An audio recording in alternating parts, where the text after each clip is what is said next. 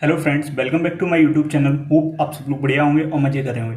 तो आज बेसिकली हम लोग एक इम्पॉर्टेंट टॉपिक के बारे में बात करने वाले हैं। लास्ट वीडियोस में हम लोगों ने जो इम्पोर्टेंट टॉपिक थे, इलेक्ट्रिक करंट, इलेक्ट्रिक पोटेंशियल और इलेक्ट्रिक सर्किट और उनके सिंबल, वो सारी वीडियोस जो हम लोगों ने कवर कर ली हैं। तो अगर आपने वो वीडियोज़ नहीं देखी हैं तो आप उनको देख सकते हैं। मैं डिस्क्रिप्शन में उनका लिंक दे दूँगा। ठीक है, तो आज हम लोग जो एक बहुत ही इंपॉर्टेंट टॉपिक है इलेक्ट्रिसिटी का, उसका नाम है हम लोगों का ओम्स लॉ। ठीक है, तो ये जो है एक फंडामेंटल टॉपिक है। अगर आप इसको अभी से सही से, मतलब ये एक ऐसा टॉपिक है, ये आप अभी 10th में पढ़ेंगे, इसके बाद आप 12th में पढ़ेंगे, आप फर्दर ग्रेजुएशन करते हैं तो वहाँ पे भी पढ़ेंगे। ठीक है, तो ओम्स लॉ जो है वो काफ़ी एक इम्पॉर्टेंट टॉपिक है। ठीक है, और ये ओम्स लॉ क्या कहता है इसको हम लोग थोड़ा समझते हैं। ठीक है, तो इन्होंने बोला कि एट कॉन्स्टेंट टेम्परेचर, ठीक है, तो at constant temperature the current flowing through conductor current flowing through conductor is directly proportional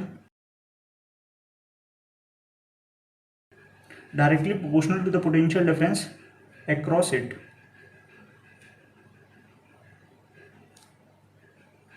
ठीक है, ओम्स लॉ की अगर हम लोग बेसिक डेफिनेशन तो ये रही, लेकिन ओम्स लॉ को अगर हम थोड़ा और ब्रीफ में समझते हैं कि ओम्स लॉ क्या करता है। ठीक है, तो जैसे हम लोगों ने क्या किया, हम लोग अभी जो है दो टॉपिक पढ़ चुके हैं। एक तो हम लोग करंट पढ़ चुके हैं और एक है इलेक्ट्रिक पोटेंशियल। ठीक है, तो ओम्स लॉ क्या करता है, करंट और पोटेंशियल के बीच में एक रिलेशन देता है। ठीक है, तो इसको कुछ ऐसे समझते हैं, जैसे मान लो ये एक कंडक्टर है, ये क्या है, कंडक्टर है। मान लो एक वायर है कॉपर की, तो इसके अंदर से कुछ करंट जा रहा होगा, और ये मान लो करंट था आई। ठीक है, और इसके अक्रॉस जो पोटेंशियल डिफरेंस है इन दोनों टर्मिनल के अक्रॉस, वो है वी। ठीक है, तो इन्होंने कहा है कि जो भी करंट इस कंडक्टर से पास हो रहा है वो बेसिकली इस पोटेंशियल डिफरेंस पे, ये जो पोटेंशियल डिफरेंस है इसके डायरेक्टली प्रोपोर्शनल। तो इन्होंने ये जो हम लोगों को डिफाइन दी है, या जो ये भी जो लॉ है जो ओम्स ने दिया है, तो उसी के अकॉर्डिंग हम लोग यहाँ पे मैथमेटिकल फॉर्म में अगर इसको कन्वर्ट करते हैं तो यहाँ से है कि जो करंट है वो डायरेक्टली प्रोपोर्शनल है वोल्टेज के। ठीक है, या फिर पोटेंशियल। ठीक है, तो V is directly proportional to I। ठीक है, तो ओम्स लॉ क्या करता है, ओम्स लॉ कुछ नहीं, एक बेसिक रिलेशन दे रहा है पोटेंशियल डिफरेंस में और करंट में। ठीक है, जो भी कंडक्टर के अक्रॉस है, जो भी करंट पास कर रहा है उसके, और जो भी पोटेंशियल है उस कंडक्टर के अक्रॉस। ठीक है, तो ये तो गया हम लोगों का ओम्स लॉ की जो मैथमेटिकल रिप्रेजेंटेशन है, V is directly proportional to I। ठीक है, अच्छा अब इसको कुछ ऐसे समझते हैं। ठीक है, तो हम लोगों को मान लो I जो है 2 × 1 एम्पियर है। ठीक है, तो यहाँ पे हमने करंट कितना कर दिया, 1 एम्पियर से उसमें 2 का मल्टीप्लाई, तो ट्वाइस कर दिया करंट। तो पोटेंशियल जो यहाँ पे निकलेगा वो भी जो होगा ट्वाइस होगा जो भी वोल्टेज था पहले के। ठीक है, अब जैसे मान लो अगर 1 वोल्ट था और 1 एम्पियर करंट जा रहा, तो यहाँ पे अगर करंट को हम लोग 10 एम्पियर कर देते हैं, ठीक है, इस करंट को जैसे यहाँ पे 2 एम्पियर कर दिया, तो वोल्टेज कितना हो गया, ट्वाइस हो गया। ऐसे अगर यहाँ पे करंट को 10 एम्पियर कर देते हैं तो जो वोल्टेज होगा वो भी 10 टाइम्स हो जाएगा। ठीक है, तो पोटेंशियल के जो ओम्स लॉ है बेसिकली वो हम लोग क्या कर रहा है, एक रिलेशन देता है करंट और पोटेंशियल के बीच में। और ये रिलेशन क्या है कि करंट जो है वो डायरेक्टली प्रोपोर्शनल है पोटेंशियल डिफरेंस के उस कंडक्टर के अक्रॉस। ठीक है, अच्छा अब इसको थोड़ा और सही हम लोग समझते हैं। प्रोपोर्शनलिटी का साइन हटाते हैं तो हम लोग एक कॉन्स्टेंट आते हैं, दैट इज V = RI। ठीक है, तो अब आपको V और I तो पता है, V और I क्या होता है। ठीक है, ये वाला जो फॉर्मूला बहुत इंपॉर्टेंट है, इसको आप अच्छे से याद कर लेना और समझ लेना। ये सिर्फ एप्लीकेबल होता है कंडक्टर पे। ठीक है, अच्छा अब हम लोग समझते हैं V क्या है। V तो हम लोग पता है, ये तो हम लोग पोटेंशियल डिफरेंस। ठीक है, पोटेंशियल डिफरेंस। I भी पता है हम लोगों का, I क्या है, करंट। अच्छा ये जो टर्म R नया है जो कि प्रोपोर्शनलिटी कांस्टेंट है, ये क्या है, इसको हमें समझना। तो R जो है उसको हम लोग बोलते हैं रेजिस्टेंस। R बेसिकली हम लोग कुछ नहीं है, एक रेजिस्टेंस है जो कि कांस्टेंट रहेगा। किसी भी वायर या मटेरियल का लेंगे तो उसका रेजिस्टेंस जो है वो हम लोग कुछ फैक्टर्स पे डिपेंड करके उसको कांस्टेंट कर लेंगे। ठीक है, तो अगर ओम्स लॉ में देखें तो ये जो कांस्टेंट आता है, ठीक है, यही जो कांस्टेंट है इसी को हम लोगों ने नाम दिया रेजिस्टेंस। ठीक है, तो ये तो गया बेसिक्स हम लोगों का। ओम्स लॉ क्या होता है, ओम्स लॉ का काम क्या है, ओम्स लॉ क्या करता है कि बेसिक हम लोग एक रिलेशन देता है करंट और पोटेंशियल के बीच में। ठीक है, और वो एक्सप्रेशन को हम लोग मैथमेटिकली लिखते कैसे हैं। ठीक है, ये रहा। अच्छा अब हम लोग डिपेंडेंस देख लेते हैं कि मतलब ये सारी चीज़ें आपस में कैसे डिपेंड है। तो जैसे मान लो हम लोगों को जो ओम्स लॉ निकल के आया है यहाँ से V = IR। ठीक है, ये हम लोगों का जो है ओम्स लॉ से फॉर्मूला निकल के आया है। ठीक है, अच्छा अब यहाँ पे अगर हम लोग एक चीज़ देखें, जो पोटेंशियल है जैसे अगर मैं इसको ऐसे समझ, अगर मैं करंट को क्या कर देता, करंट ये आई था, इसको इंक्रीज कर दूं, आई को इंक्रीज कर दूं,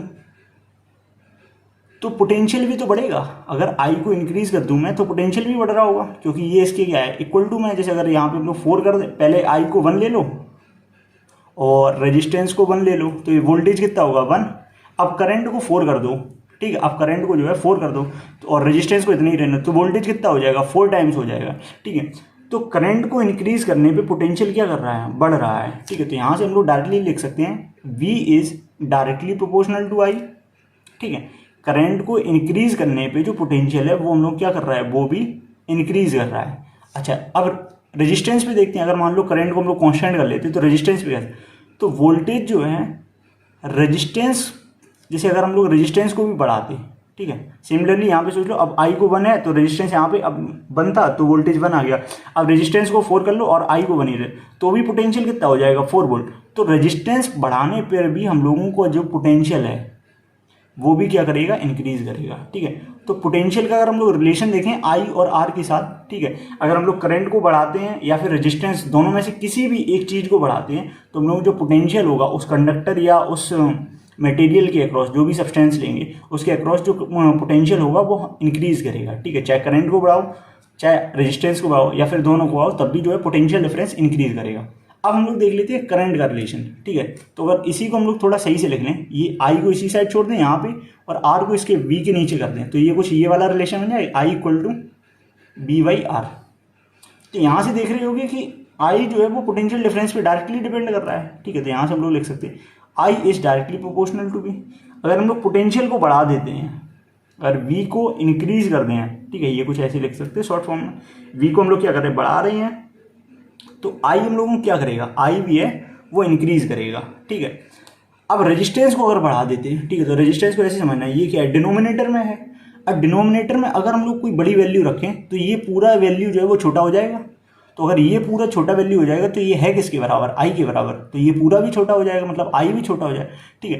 तो जो करंट है वो इन्वर्सली प्रोपोर्शनल है रेजिस्टेंस के, ठीक है।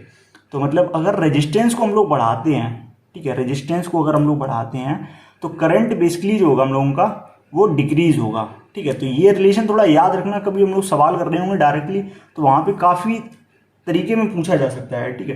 तो ये तो कि हम लोग बेसिक सा, ऐसे ही हम लोग क्या कर सकते हैं, रेजिस्टेंस का भी निकाल सकते हैं। तो ये आपके लिए मैं होमवर्क टाइप में दे रहा हूँ कि आप क्या करना, कमेंट सेक्शन में टाइप करके बताना कि रेजिस्टेंस जो है वो करंट और पोटेंशियल पे किस तरीके से डिपेंड कर रहा है, डायरेक्टली कर रहा है, इनडायरेक्टली कर रहा है या इन्वर्सली कर रहा है, जो भी है आप कमेंट सेक्शन में मुझे बताइएगा इसका। और ठीक है, तो ये तो हो गया हम लोगों का बेसिक सा टॉपिक, ओम्स लॉ क्या था, और यहाँ पे हम लोग रिलेशन देख लिया ये किस तरीके से एक दूसरे पे डिपेंड करेंगे। तो अगर आपको इस वीडियो से रिलेटेड अभी भी कोई डाउट है तो आप कमेंट सेक्शन में जरूर पूछिएगा और चैनल को सब्सक्राइब और वीडियो को लाइक कर दिएगा। Thank you, keep watching.